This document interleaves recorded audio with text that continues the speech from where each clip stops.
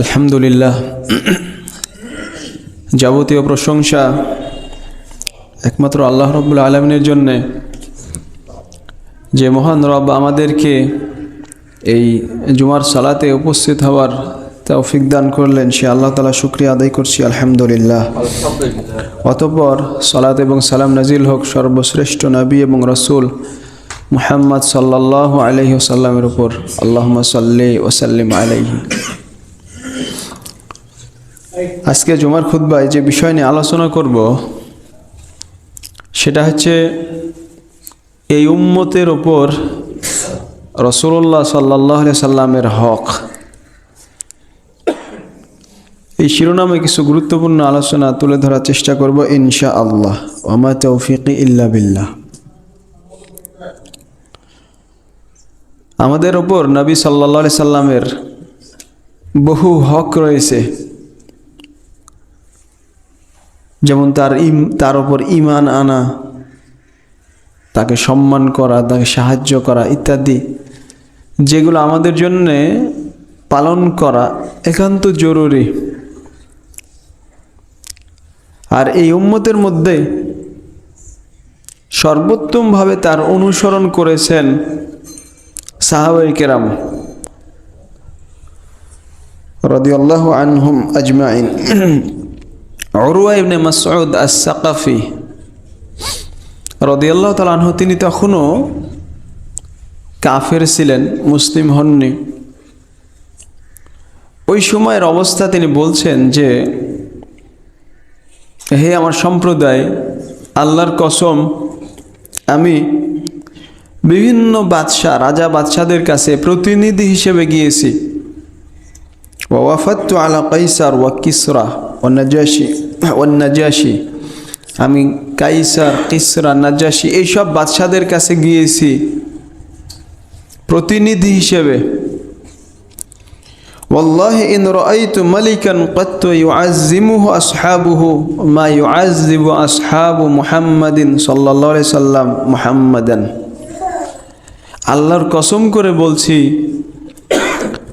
মুহাম্মদ সাল্লাল্লাহু আলাইহি সাল্লাম, তার সাথীরা, সাহাবীরা তাকে যেই পরিমাণ সম্মান করে, আল্লাহর কসম আমি কোনো বাদশাকে দেখিনি যে তার সাথীরা এত সম্মান করে, এত বেশি সম্মান করে। সহিহ বুখারীর হাদিস।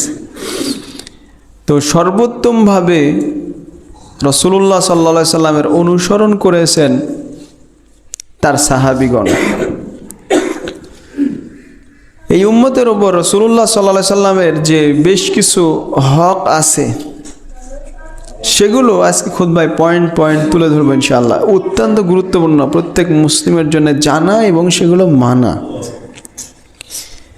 এক নম্বর হক, রাসূলুল্লাহ সাল্লাল্লাহু আলাইহি সাল্লাম যেটা পাবেন আপনার কাছ থেকে, আপনাকে যেটা দিতে হবে, রাসূলের প্রতি আপনার যেটা কর্তব্য, সেটাকে আমরা বলছি হক। এক নম্বর হক হচ্ছে আল ঈমানু বিনবুওয়াতিহি,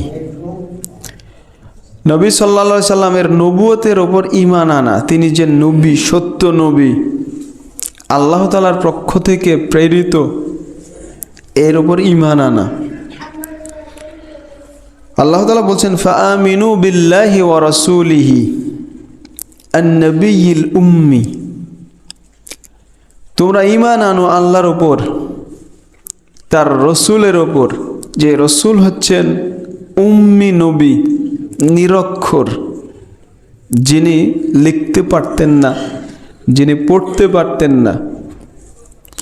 আল্লাযী ইউমিনু বিল্লাহি ওয়া কালিমাতিহি, যেই নবী আল্লাহর উপরে এবং তার বাণীর উপরে ঈমান আনে।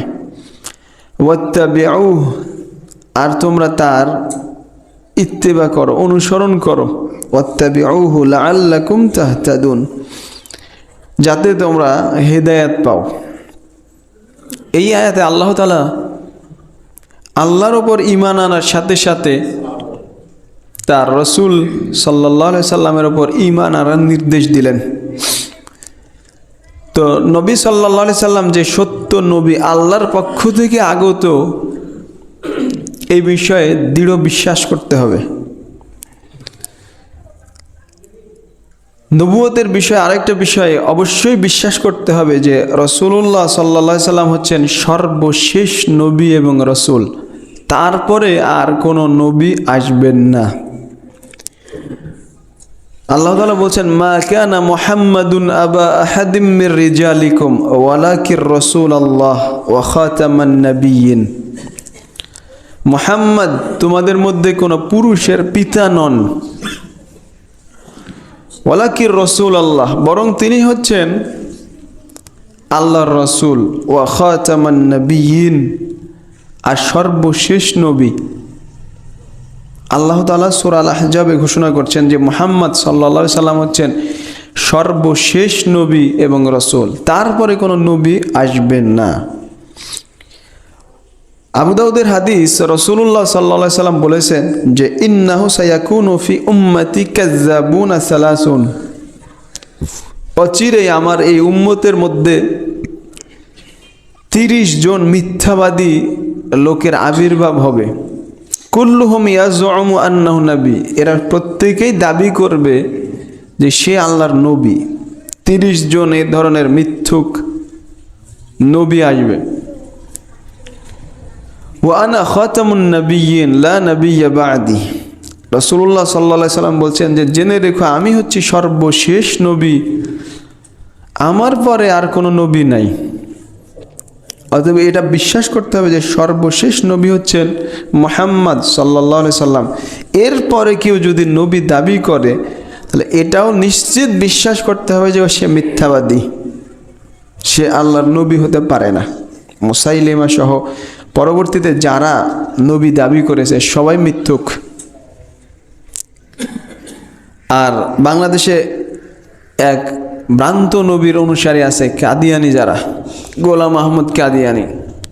একজন মুসলিমের জন্য এটা বিশ্বাস করা আবশ্যক যে গোলাম আহমদ কাদিয়ানি হচ্ছেন মিথ্যুক, সে ভণ্ড প্রতারক, সে আল্লাহর নবী হতে পারে না। আর কাদিয়ানি যারা, গোলাম আহমদ কাদিয়ানি যারা অনুসারী, তারা সবাই মুরতাদ, ইসলাম থেকে বাইরে, তারা মুসলিম নয়। এটা বিশ্বাস করা আপনার জন্য আবশ্যক। কারণ আল্লাহ তাআলা ঘোষণা করলেন, রাসূলুল্লাহ সাল্লাল্লাহু আলাইহি সাল্লাম নিজেও ঘোষণা করলেন যে সর্বশেষ নবী হচ্ছেন মুহাম্মদ সাল্লাল্লাহু আলাইহি সাল্লাম, তারপরে আর কোনো নবী নাই। কেউ যদি নিজেকে নবী দাবি করে তাহলে তাকে তওবা করতে বলতে হবে। যদি তওবা করে ভালো, না হয় তাকে মুরতাদ হিসেবে হত্যা করবে সরকার, ইসলামী সরকার। তারপরে 3 নম্বর হক হচ্ছে নবী সাল্লাল্লাহু আলাইহি সাল্লামের বিষয়ে এটা বিশ্বাস করা যে তিনি হচ্ছেন মাসুম, নিষ্পাপ। বিভিন্ন দিক থেকে তিনি মাসুম, যেমন নবুয়তের দাবি করা যে তিনি নবী, এই দিক থেকে তিনি মাসুম। তারপরে তিনি আল্লাহর পক্ষ থেকে যে রিসালাত পৌঁছিয়েছেন, তিনি যথাযথভাবে সব বাণী পৌঁছিয়ে দিয়েছেন, এই ক্ষেত্রেও তিনি মাসুম। আবার নবুয়ত পাওয়ার আগেই তিনি শিরক, কুফরি এবং বিভিন্ন ধরনের অশ্লীলতা এগুলো থেকে মুক্ত ছিলেন, এই দিক থেকেও তিনি মাসুম। মানে মুহাম্মদ সাল্লাল্লাহু আলাইহি সাল্লাম যেমন নবুয়তের পরে শিরক, কুফরি থেকে বহু দূরে ছিলেন, ঠিক তেমনি নবুয়ত পাওয়ার আগেও তিনি কখনোই কোনোদিনও শিরকের ধারে কাছে যাননি, কখনোই কুফরি করেননি, কখনো কোনো অশ্লীল কাজের সাথে তিনি যুক্ত ছিলেন না, এদিক থেকেও তিনি মাসুম। তিনি রিসালাতের দায়িত্ব পালনে যে মাসুম, আল্লাহ তাআলা বলছেন ওয়ামা ইয়ানতিকু আনিল হাওয়া ইন হুয়া ইল্লা ওয়াহয়ুন ইউহা, যে তিনি মুহাম্মদ সাল্লাল্লাহু আলাইহি সাল্লাম তিনি তার প্রবৃত্তি অনুযায়ী মন গড়া কোনো কথা বলেন না, বরং তিনি যা বলেন শরীয়তের বিষয়ে এগুলো সব হচ্ছে ওহী, যেটা তার কাছে ওহী হিসেবে পাঠানো হয়। ওয়ালাউ তাকাওয়ালা আলাইনা বা'দাল আকাউইল আখাযনা মিনহু বিল ইয়ামিন, আল্লাহ বলছেন যে তিনি যদি আমাদের বিষয়ে কোনো কথা উদ্ভাবন করতেন, মিথ্যা বলতেন, লা আখাযনা মিনহু বিল ইয়ামিন, তাহলে তাকে আমরা ডান হাত দিয়ে পাকড়াও করতাম। সুম্মা লাকাতা'না মিনহুল ওয়াতিন, তারপর তার ধমনী কেটে দিতাম। ফামা মিনকুম মিন আহাদিন আনহু হাজিজিন, তাকে যে বাঁচাবে, রক্ষা করবে আমাদের থেকে, এরকম কেউ নাই। অর্থাৎ তিনি কোনো ধরনের কথা মিথ্যা উদ্ভাবন করেননি। যদি করতেন আল্লাহ তাআলা তাকে পাকড়াও করতেন। এই কথা আল্লাহ তাআলা এখানে বলছেন সূরা আল হাক্কার মধ্যে। তো এই ঈমান আনা যে মুহাম্মদ সাল্লাল্লাহু আলাইহি সাল্লাম হচ্ছেন, এই যতগুলো বিষয় উল্লেখ করলাম এইগুলোর দিক থেকে তিনি মাসুম। 4 নম্বর হচ্ছে এই বিশ্বাস রাখা যে রাসূলুল্লাহ সাল্লাল্লাহু আলাইহি সাল্লাম যে শরীয়ত নিয়ে এসেছেন, এই শরীয়ত পূর্বের সকল শরীয়তকে মানসুখ করে দিয়েছে। সকল শরীয়ত রহিত হয়ে গেছে। সুতরাং নাজাতের একমাত্র পথ হচ্ছে এই শরীয়ত মেনে চলা, অন্য কোনো পথ নাই। আল্লাহ বলছেন, ওমা ইয়াবতাগি গায়রাল ইসলামি দীনান ফালা ইউকবালা মিন, কেউ যদি ইসলাম ছাড়া অন্য কোনো কিছু দিন হিসেবে গ্রহণ করতে চায়, ফালা ইউকবালা মিন, কোশ্চিন কালেও সেটা গ্রহণ করা হবে না তার থেকে। ওয়াহুয়া ফিল আখিরাতি মিনাল খাসিরিন, আর সে আখিরাতে ক্ষতিগ্রস্তদের অন্তর্ভুক্ত হবে, জান্নাতে হতে পারবে না। কেউ যদি আজকের সময়েও কেউ যদি দাবি করে যে ইসলাম ছাড়াও কেউ যদি আহলে কিতাবের যে দিন, খ্রিস্টান, ইহুদি, তারা নিজস্ব দিন মানলে তারাও জান্নাতে যাবে, এটা যদি কোনো মুসলিম বিশ্বাস করে, তার মানে নিঃসন্দেহে সে জাহেল। আর জেনে শুনে যদি বিশ্বাস করে তাহলে সে মোরতাদ, মুসলিম নয়। কেউ যদি বিশ্বাস করে যে একজন হিন্দু তার নিজস্ব ধর্ম মানলে সে জান্নাতে যাবে, কেউ কোনো ইহুদি তার নিজস্ব ধর্ম মানলে সে জান্নাতে যাবে, এরা যদি কেউ বিশ্বাস করে সে মুসলিম না, সে বড় কাফের।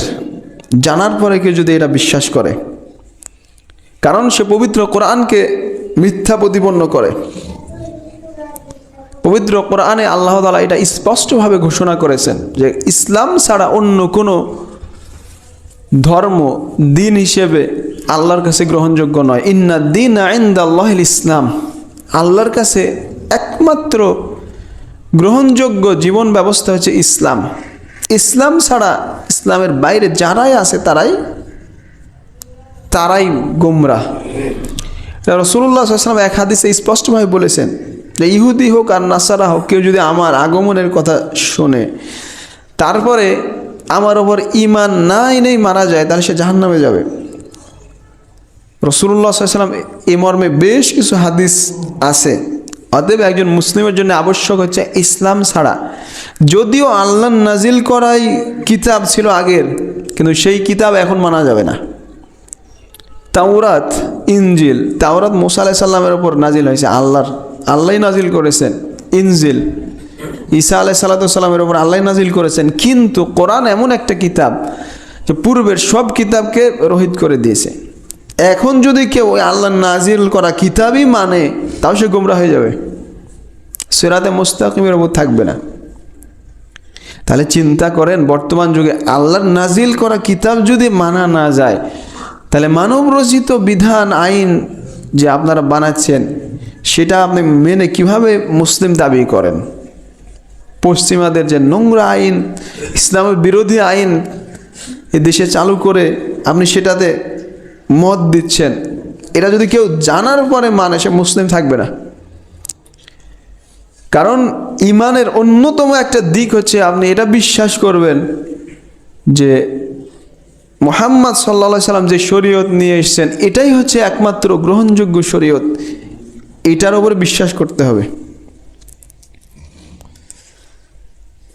তারপরে এই ঈমান আনা, রাসূলুল্লাহ সাল্লাল্লাহু আলাইহি ওয়াসাল্লামের হক হচ্ছে এই ঈমান আনা যে রাসূলুল্লাহ সাল্লাল্লাহু আলাইহি ওয়াসাল্লাম তার রিসালাত পরিপূর্ণভাবে পৌঁছিয়ে দিয়েছেন, কোনো ধরনের ত্রুটি করেননি, কোনো কিছু গোপন রাখেননি।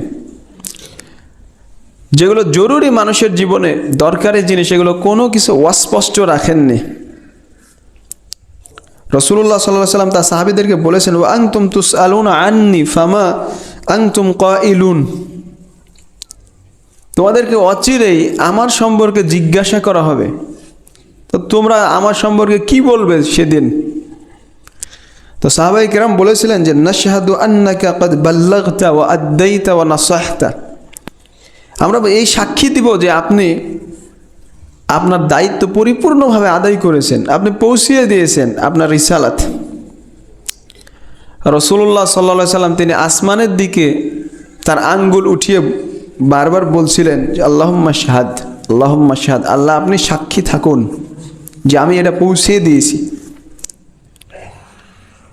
শরীয়তের একবারে স্পষ্ট শরীয়ত, স্বচ্ছ, দিনের আলোর মতো স্বচ্ছ, অস্পষ্ট কিছু নাই। কিন্তু দুঃখজনক হলে সত্য, এই উম্মতের অনেক বিদআতি ফিরকা তৈরি হয়েছে যারা এই বিষয়টা মানতে চায় না। বিশেষ করে ইসলামের মধ্যে সবচেয়ে গুরুত্বপূর্ণ বিষয় হচ্ছে তাওহীদ। তাওহীদের মধ্যে সবচেয়ে গুরুত্বপূর্ণ বিষয় হচ্ছে আল্লাহর নাম এবং গুণাবলী। এগুলোর বিষয়ে বহু বিদআতি ফিরকা তৈরি হয়েছে যারা নিজস্ব আকল খাটায়, বুদ্ধি বিবেক দিয়ে অপব্যাখ্যা করে, তাহারিফ করে। তাদের দাবি যে এগুলো রাসূলুল্লাহ সাল্লাল্লাহু আলাইহি সাল্লাম স্পষ্ট করে যাননি। নাসাল্লাহু আফিয়া। যেই শরীয়তে আপনি পেশাব করবেন কিভাবে, পায়খানা করবেন কিভাবে, এরাও স্পষ্ট আছে, সেই শরীয়তে কিভাবে এটা হতে পারে যে তাওহীদের মতো বিষয় রাসূলুল্লাহ সাল্লাল্লাহু আলাইহি ওয়াসাল্লাম অস্পষ্ট করে যাবেন, আল্লাহর নাম এবং গুণাবলীর বিষয়গুলো অস্পষ্ট করে যাবেন? এটা কিভাবে হতে পারে? অসম্ভব। যেটা শাইখুল ইসলাম ইবনে তাইমিয়া মাজমু ফাতওয়াতে এটা তুলে ধরেছেন, এটা হতেই পারে না। বরং ইসলামের সবচেয়ে গুরুত্বপূর্ণ বিষয় তাওহীদ, এটাই রাসূলুল্লাহ সাল্লাল্লাহু আলাইহি ওয়াসাল্লাম একেবারে স্পষ্ট করে গিয়েছেন। কিভাবে আপনি আল্লাহর উপর ঈমান আনবেন এটা স্পষ্ট আছে। যদি বলেন যে অস্পষ্ট করা আছে, তাহলে আপনি রাসূলুল্লাহ সাল্লাল্লাহু আলাইহি সাল্লাম যে রিসালাত স্পষ্ট করে দিয়েছেন এর উপর ঈমান আনলেন না। তিনি যে পরিপূর্ণভাবে রিসালাত পৌঁছিয়ে দিয়েছেন এর উপরে ঈমান আনলেন না,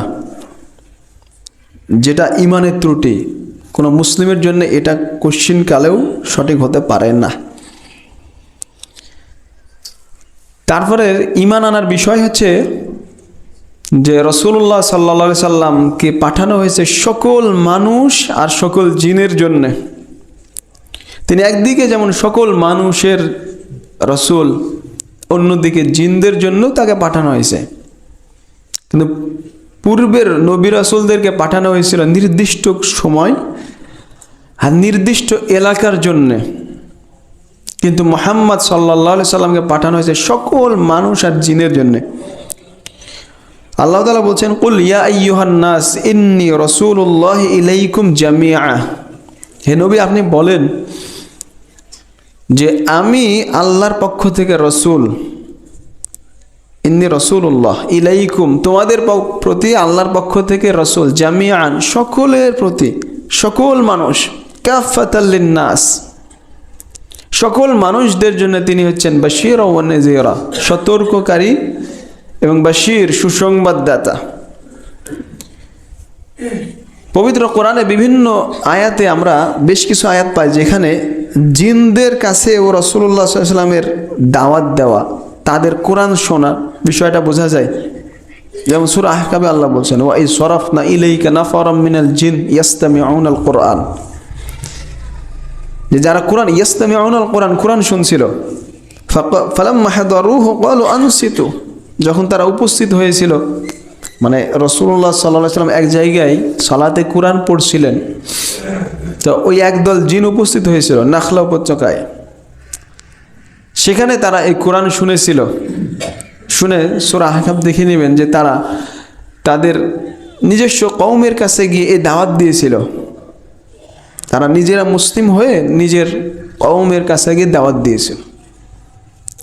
স্পষ্ট হাদিসেও পাওয়া যায় যে রাসূলুল্লাহ সাল্লাল্লাহু আলাইহি ওয়াসাল্লাম তাদের কাছে গিয়েছিলেন, তাদের বিভিন্ন নিদর্শন দেখিয়েছিলেন, তাদেরকে কোরআন পড়ে শুনিয়েছিলেন। তো এই নসুস দলিলগুলো প্রমাণ করে যে রাসূলুল্লাহ সাল্লাল্লাহু আলাইহি ওয়াসাল্লাম তিনি হচ্ছেন সকল মানুষ এবং সকল জিন, সবার জন্য রাসূল। তারপরে রাসূলুল্লাহ সাল্লাল্লাহু আলাইহি ওয়াসাল্লামের হক হচ্ছে তার সত্তা এবং তার গুণাবলী, কোনো বিষয়ে তাকে নিয়ে বাড়াবাড়ি করা যাবে না, গুলু, সীমালঙ্ঘন করা যাবে না। এটা অত্যন্ত গুরুত্বপূর্ণ। আমরা সাক্ষ্য দিই যে মুহাম্মদ সাল্লাল্লাহু আলাইহি সাল্লাম হচ্ছেন আবদুহু ওয়া রাসূলুহু, তিনি হচ্ছেন আল্লাহর বান্দা এবং তার রাসূল। এই দুইটা কথা অত্যন্ত গুরুত্বপূর্ণ। বান্দা আমরা এই জন্যই বলছি যে তার মধ্যে মাবুদের কোনো গুণ নাই, বৈশিষ্ট্য নাই, তিনি মানুষ। কিন্তু মানুষ মানেই না যে সাধারণ মানুষ, তিনি হচ্ছেন আল্লাহর পক্ষ থেকে রাসূল।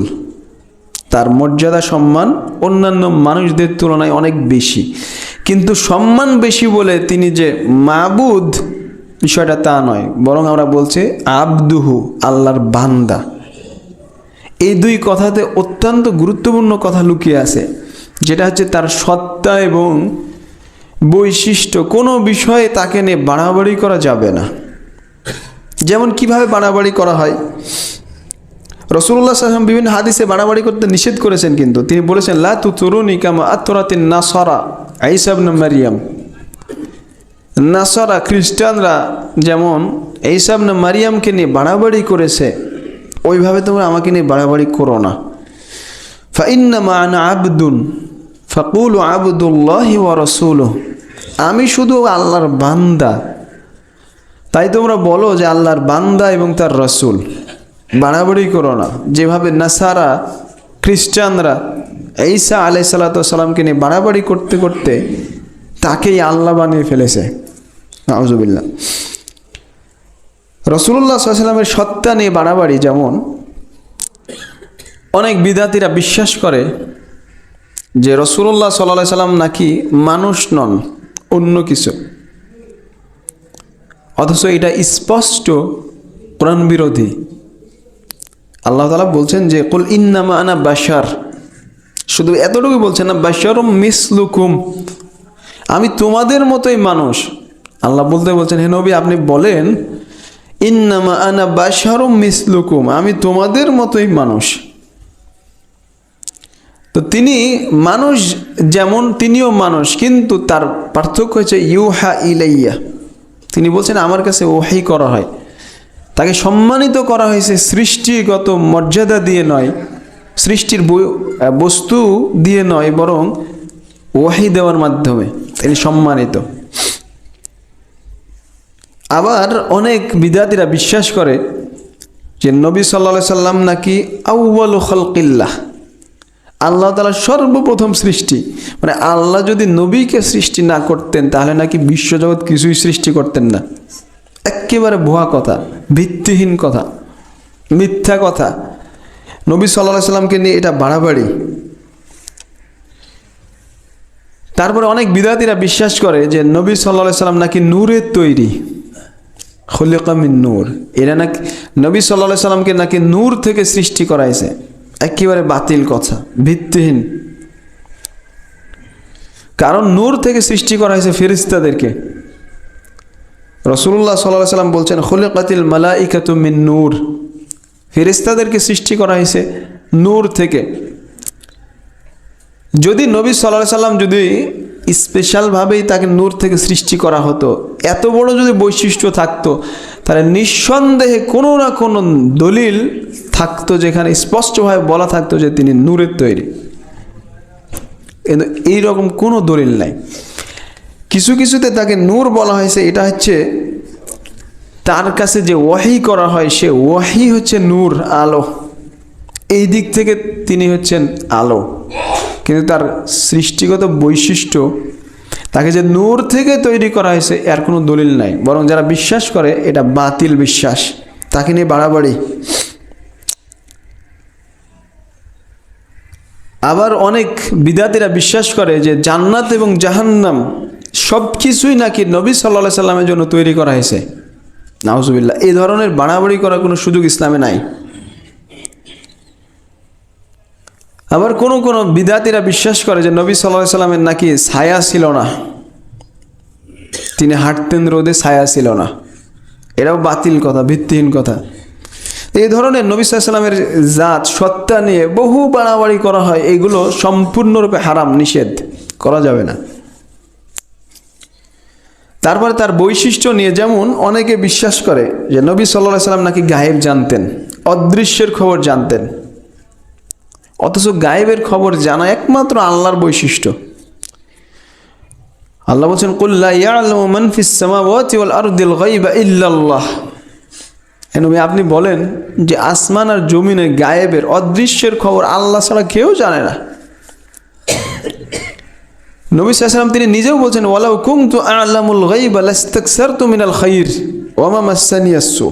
আমি যদি গায়েব জানতাম তাহলে অনেক কল্যাণ লাভ করতে পারতাম, আমাকে কোনো অকল্যাণ স্পর্শ করতো না। এর বহু দলিল বোঝা যায় যে তিনি গায়েব জানতেন না।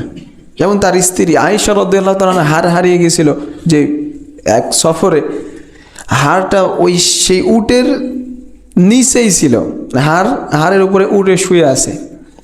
রাসূলুল্লাহ সাল্লাল্লাহু আলাইহি ওয়াসাল্লাম বিভিন্ন জায়গায় খোঁজাখুঁজি করে পাইলেন না। সালাতের সময় হয়ে গেল, তারপরে পানি নাই, কিচ্ছু নাই। তায়াম্মুমের বিধান নাজিল হলো, তারা তায়াম্মুম করে সালাত পড়লেন। পরে যখন রওনা করবেন হাড় ছাড়াই, দেখছেন উট উঠেছে, উটের নিচেই হাড়। তিনি যদি গায়েবই জানতেন তাহলে এতটুকু খবরও তিনি বলতে পারতেন না। এই দলিল তো স্পষ্ট প্রমাণ করে তিনি গায়েব জানেন না। তবে কিছু কিছু অদৃশ্যের খবর তিনি বলেছেন। এর জবাব হচ্ছে এই, যতটুকু আল্লাহ তাআলার পক্ষ থেকে তাকে জানানো হতো ততটুকু তিনি জানতেন। এর বাইরে তিনি নিজে থেকে গায়েবের কোনো খবর জানতেন না। যারা বলে যে তিনি গায়েব জানেন, সেটা বাড়াবাড়ি জায়েজ নাই। তারপরে অনেক বিদআতীরা বিশ্বাস করে যে নবী সাল্লাল্লাহু আলাইহি সাল্লাম নাকি তার মারা যাওয়ার পরেও কল্যাণ উপকারের মালিক, তিনি নাকি কারো উপকার করতে পারেন আবার ক্ষতিও করতে পারেন, নাউজুবিল্লাহ, যেটা আল্লাহর গুণ। অনেক বিদআতীরা তো মানেই না যে নবী মারা গেছেন, তিনি নাকি মারা যাওয়ার পরেও কল্যাণ করতে পারেন। এই জন্য দেখবেন বিদআতীরা নবী সাল্লাল্লাহু আলাইহি সাল্লামের কাছে দোয়া করে। যারা অনেক বিদআতী আছে নবী সাল্লাল্লাহু আলাইহি সাল্লামের কবরের কাছে গিয়ে তার কাছে দোয়া করে, নাউজুবিল্লাহ, বড় শিরক। কেউ যদি নবীর কাছে দোয়া করে সে মুসলিম না, কারণ এটা শিরক। দোয়া ইবাদত, যেটা আল্লাহ ছাড়া আর কারোর জন্যই করা যাবে না, একমাত্র আল্লাহর জন্যই করতে হবে। কোনো কিছু চাইলে আল্লাহর কাছে চাইতে হবে। নবী সাল্লাল্লাহু আলাইহি সাল্লামের কাছে এখন মৃত্যুর পরে কেউ যদি চায়, এটা বড় শিরক, সে মুসলিম থাকবে না। কিন্তু অনেক বিদআতীরা এটা মনে করে। তারপরে অনেক বিদআতীরা নবী সাল্লাল্লাহু আলাইহি সাল্লামের নামে কসম করে, এটা শিরক, জায়েজ নাই।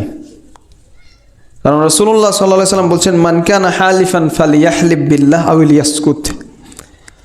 কেউ যদি শপথ কসম করতে চায়, সে যেন একমাত্র আল্লাহর নামে কসম করে।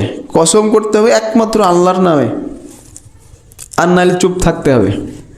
কিন্তু অনেক বিদআতীরা দেখা যায় আল্লাহ ছাড়া বিভিন্ন নামে কসম করে, তার মধ্যে হচ্ছে নবী সাল্লাল্লাহু আলাইহি সাল্লামের নামে কসম করে, জায়েজ নাই। তারপরে অনেক বিদআতীরা দেখবেন যে মনে করে যে নবী সাল্লাল্লাহু আলাইহি সাল্লামের মৃত্যুর পরে তিনি নাকি কবরে জীবিত আছেন, তিনি মারা যাননি। আমরা যেভাবে জীবিত আছি ওইভাবে নাকি জীবিত আছেন। একেবারে বাতিল চিন্তা ভাবনা, এই আকীদা বিশ্বাস বাতিল, জায়েজ নাই। এটা এই বিশ্বাস করা হচ্ছে বাতিল চিন্তা। বরং নবী সাল্লাল্লাহু আলাইহি সাল্লাম তিনি মৃত্যুবরণ করেছেন, হ্যাঁ, তিনি বারজাখী জীবনে জীবিত আছেন, সে ধরন আমরা জানি না। শুধু তিনি কেন, প্রত্যেক মানুষ বারজাখী জীবনে জীবিত। এটা তো আহলে সুন্নাত ওয়াল জামাতের আকীদা, যে যখন মানুষকে কবরে রাখা হয়, ফেরেশতা এসে তার রূহ ফিরিয়ে দেয়, তাকে প্রশ্ন করে, সবাই জীবিত। কিন্তু ওই জীবন আর দুনিয়ার জীবন কি এক? কোশ্চিন কালেও না। হাদিসে আছে নবী রাসূলগণ বারজাখী জীবনে তারা সালাত পড়ছেন, কিন্তু ওই সালাত আর এই সালাত এক, কোশ্চিন কালে না। গত খুতবায় আমি আকীদার উসুল বলেছিলাম, যাদের মনে আছে তারা সেই বিষয়টা এটা এখানে মাথায় রাখেন, তাহলে বুঝতে পারবেন। প্রত্যেক মানুষ বারজাখী জীবনে জীবিত মৃত্যুর পরে, কিন্তু সেই জীবন আর দুনিয়ার জীবন আলাদা, মিলবে না। কোরআনে আছে শহীদরা, আল্লাহ বলছেন যে তোমরা তাদেরকে মৃত মনে করো না, বাল আহইয়াউন ইনদা রাব্বিহিম ইরযাকুন, বরং তারা জীবিত। তার মানে কোন জীবন? যারা শহীদ হয় তারা কি আসলে জীবিত নাকি? তাদেরকে কবরে রাখা হয়, কোন জীবন? বারজাখী জীবনে তারা জীবিত, কিন্তু সেই জীবন আমাদের সাথে মিলবে না। ঠিক বারজাখী জীবনে রাসূলুল্লাহ সাল্লাল্লাহু আলাইহি সাল্লাম জীবিত, কিন্তু দুনিয়ার জীবনের সাথে তার মিল নাই। তিনি আমাদের মতো জীবিত নন, বরং তিনি মৃত্যুবরণ করেছেন, এটা বিশ্বাস করতে হবে। তারপরে নবী সাল্লাল্লাহু আলাইহি সাল্লামকে নিয়ে বাড়াবাড়ি একটা দিক হচ্ছে তার জন্মদিন পালন করা, ঈদে মিলাদুন নবী। এরা বিদআত, জায়েজ নাই। কিন্তু আমাদের দেশে এরা সবচেয়ে বড় ঈদ নাকি? কোনো মুসলিম এটা পালন করতে পারে না। কারণ যদি ঈদে মিলাদুন নবী করা জায়েজই হতো, তাহলে সবার আগে আমি খুতবার শুরুতে একটা কথা বললাম যে সবচেয়ে ভালোভাবে রাসূলুল্লাহ সাল্লাল্লাহু আলাইহি সাল্লামের অনুসরণ করেছেন তার সাহাবী, তারপরে সাহাবীদের ছাত্র যারা তাবে, তারপরে তাবে। এই যুগে কেউ নবী সাল্লাল্লাহু আলাইহি সাল্লামের জন্মদিন পালন করেছেন একটাও দলিল নাই, প্রমাণ নাই। বরং এটা পরবর্তী যুগে উদ্ভাবিত বিদআত। অতএব নবী সাল্লাল্লাহু আলাইহি সাল্লামকে নিয়ে বাড়াবাড়ি করার একটা দিক হচ্ছে ঈদে মিলাদুন নবী পালন করা। কোনো মুসলিম এটা করতে পারে না। তো এই বেশ কিছু দিক উল্লেখ করলাম যে নবী সাল্লাল্লাহু আলাইহি সাল্লামকে নিয়ে বাড়াবাড়ি করা যাবে না, এটা তার হক। তারপরে হক হচ্ছে নবী সাল্লাল্লাহু আলাইহি সাল্লামকে ভালোবাসতে হবে নিজের সন্তান, পিতা মাতা, এমনকি নিজের জীবনের চাইতেও বেশি। এটা ঈমান। এটা যদি না হয় তার মানে ঈমান পূর্ণাঙ্গ হয়নি। তিনি বলছেন লা ইউমিনু আবদুন হাত্তা আকুনা আহাব্বা ইলাইহি মিন আহলিহি ওয়া মালিহি ওয়ান নাসি আজমাইন। যে ওই ব্যক্তি ঈমানদার হবে না, পূর্ণাঙ্গ ঈমানদার হবে না, যতক্ষণ না আমি তার কাছে তার পরিবার পরিজন, তার সম্পদ, ওয়ান নাসি আজমাইন, এমনকি সকল মানুষের চাইতে প্রিয় না হব, ততক্ষণ সে পূর্ণাঙ্গ ঈমানদার হতে পারবে না। বরং পূর্ণাঙ্গ ঈমানদার ওই ব্যক্তি যে সব বিষয়ে রাসূলুল্লাহ সাল্লাল্লাহু আলাইহি ওয়াসাল্লামের পুঙ্খানুপুঙ্খ অনুসরণ করে, তাকে নিজের জীবনের চাইতেও বেশি ভালোবাসে। নিজের জীবনের চাইতে যদি বেশি ভালোবাসে, সম্মান করে, তাহলে সেই রাসূল আপনার কাছে কেমন স্থানে থাকবে আপনি চিন্তা করেন। তার আদর্শ একদিকে রেখে আপনি ওই বিভিন্ন কাফের মুশরিকদের আদর্শ কখনো ধারণ করতে পারেন না। যদি ধারণ করেন তার মানে এই দাবিতে আপনি মিথ্যাবাদী। যদি রাসূলুল্লাহ সাল্লাল্লাহু আলাইহি ওয়াসাল্লামকে নিজের জীবনের চাইতেও বেশি ভালোবাসেন, তার মানে আপনার জীবনের সর্বক্ষেত্রে যার আদর্শ ফুটে উঠবে তিনি হচ্ছেন মুহাম্মদ সাল্লাল্লাহু আলাইহি ওয়াসাল্লাম। আর এটা হচ্ছে ঈমান, যেটা সহিহ বুখারীর এই হাদিসে আমরা স্পষ্ট বুঝতে পারি। এর সাথে সম্পৃক্ত হক হচ্ছে বাহ্যিক এবং আভ্যন্তরীণভাবে রাসূলুল্লাহ সাল্লাল্লাহু আলাইহি ওয়াসাল্লামের অনুসরণ করা, আনুগত্য করা। এই বিষয়ে রাসূলুল্লাহ সাল্লাল্লাহু আলাইহি ওয়াসাল্লাম বহু নির্দেশনা দিয়েছেন। কোরআনে বহু জায়গায় পাবেন ওয়া আতিউল্লাহ ওয়া আতিউর রাসূল, এই কথা বহু জায়গায়, যে আপনি আল্লাহর অনুসরণ করুন, আনুগত্য করুন, রাসূলের আনুগত্য করুন। ওমা আতাকুমুর রাসূল ফাখুযুহু ওমা নাহাকুম আনহু ফান্তাহু। রাসূল সাল্লাল্লাহু আলাইহি ওয়াসাল্লাম যা দেন তা গ্রহণ করুন, আর যা থেকে নিষেধ করেন তা বর্জন করুন। এই ধরনের এই মর্মে আয়াত এবং হাদিস কোরআনে বহু, যেগুলোতে স্পষ্ট প্রমাণ করে যে বাহ্যিক এবং আভ্যন্তরীণভাবে ছোটোখাটো বিষয়ে হোক, সর্ব বিষয়ে আপনি রাসূলুল্লাহ সাল্লাল্লাহু আলাইহি ওয়াসাল্লামের অনুসরণ করবেন। এটা ঈমান, এটা ঈমানের একটা অন্যতম দিক। তারপরের বিষয় হচ্ছে রাসূলুল্লাহ সাল্লাল্লাহু আলাইহি ওয়াসাল্লামের নামে মিথ্যা বলা থেকে সতর্ক সাবধান থাকতে হবে। একজনের নামে মিথ্যা বলা যতটা পাপ, তার চাইতে বহু গুণে বড় পাপ হচ্ছে রাসূলের নামে মিথ্যা বলা। রাসূলুল্লাহ সাল্লাল্লাহু আলাইহি ওয়াসাল্লাম বলছেন মান কাযাবা আলাইয়া মুতাআম্মিদান ফালিয়াতাবাওয়া মাকআদাহু মিনান নার। যে ব্যক্তি আমার নামে মিথ্যা কথা বলে সে যেন তার স্থান জাহান্নামে বানিয়ে নেয়। তো সাধারণ মানুষের নামে মিথ্যা বলা পাপ, কবিরা গুনাহ, কিন্তু রাসূলের নামে মিথ্যা বলা আরো বহু বড় গুণে পাপ। কিন্তু আজকে মুসলিম সমাজে এটা কোনো ব্যাপারই না। একজন সাধারণ মানুষ, যে প্রায় আমি অনেক বক্তব্যে বলি, একজন সাধারণ মানুষ, লেবার, শ্রমিক, সেও এখন বড় আলেম। সে তার কথা শুনবেন, সে সবসময় কোরআন হাদিস বলতে পারে, হাদিস জানুক আর না জানুক বলতে পারে, বলে, অথচ বেশিরভাগ কথা ভিত্তিহীন, সে নিজেও জানে না। একজন মানুষ যে কোরআন হাদিস নিয়ে পড়াশোনাই করে না, সেও বক্তৃতা করে কোরআন হাদিসে। লা হাওলা ওয়ালা কুওয়াতা ইল্লা বিল্লাহ। এটা যে কত বড় ভয়ঙ্কর মারাত্মক, এটা আমাদের সালাফে সালেহিনের জীবনে দেখলে আপনি বুঝতে পারবেন। তো বেশ কিছু হক উল্লেখ করলাম, আরও অনেক হক আছে, কি বিভিন্ন কিতাবে পাবেন, দেখে নেবেন। আল্লাহ আমাদের সবাইকে বোঝার তৌফিক দান করুন এবং রাসূলুল্লাহ সাল্লাল্লাহু আলাইহি সাল্লামের যথাযথ অনুসরণ করার তৌফিক দান করুন। আল্লাহুম্মা আমিন। আকুলু কাওলি হাযা আস্তাগফিরুল্লাহ লি ওয়া লাকুম ওয়া লিসাইরিল মুসলিমিন।